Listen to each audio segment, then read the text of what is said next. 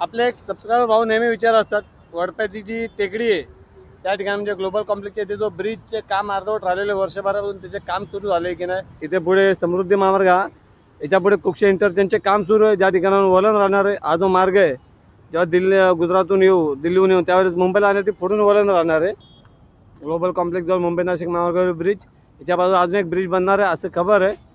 आणि इकडे तुम्ही पाहू शकता हा दिल्ली मुंबई एक्सप्रेसवे विरार जे इंटरचेंज आहे तिकडून आलेला आहे.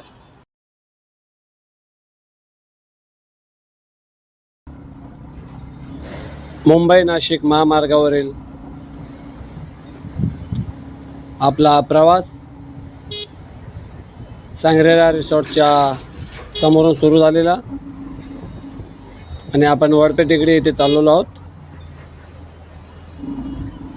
ग्लोबल कॉम्प्लेक्स जवळ जो पूल बनलेला आहे त्या संदर्भात माहिती घेण्याकरिता.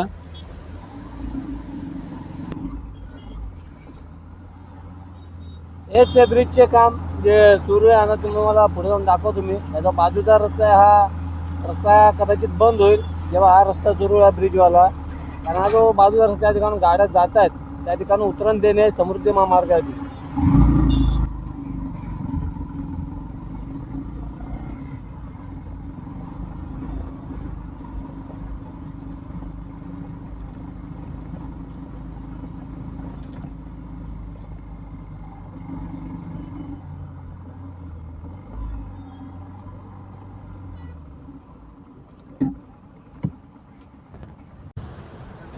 नमस्कार, मी योगेश आत्माराम बोले.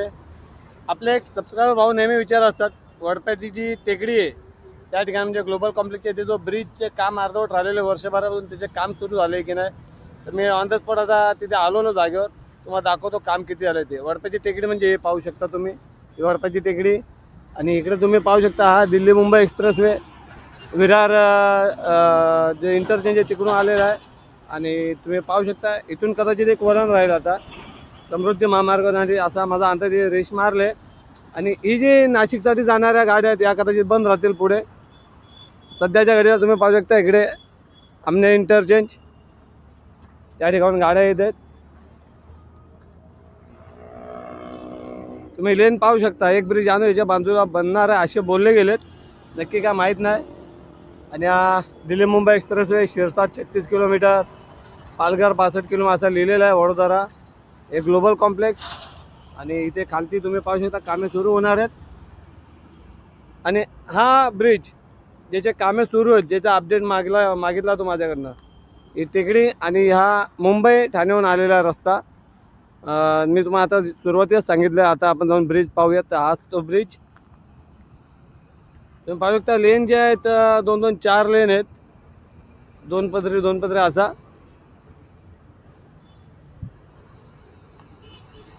आज कामे दिसत नाही सुरू, काल परवा भरपूर कामे सुरू होते. तुम्ही पाहू शकता इकडे कामाला सुरुवात झाली आहे, वळण घेणार आहेत कदाचित. हे सपोर्ट बघा, इथे सपोर्ट बांधलेले आहेत, केबल लटकवले बहुतेक वरतून डोंगरापासून. मुंबई नाशिक हायवेवरील ग्लोबल कॉम्प्लेक्सच्या बाजूला जो नवीन ब्रिज बांधला जाते तो ब्रिज दिल्ली मुंबई एक्सप्रेसवे आणि समृद्धी महामार्गाला जोडणार. इथे पाहू शकता इथे लेवल केली आहे त्या रस्त्यांची, भराव टाकलेला आहे लाल मातीचा. खास आपल्यासाठी आपले मराठी व्हिडिओ आवडल्यास लाईक करावे, चॅनल पहिल्यांदा आले असल्यास सबस्क्राईब करावे.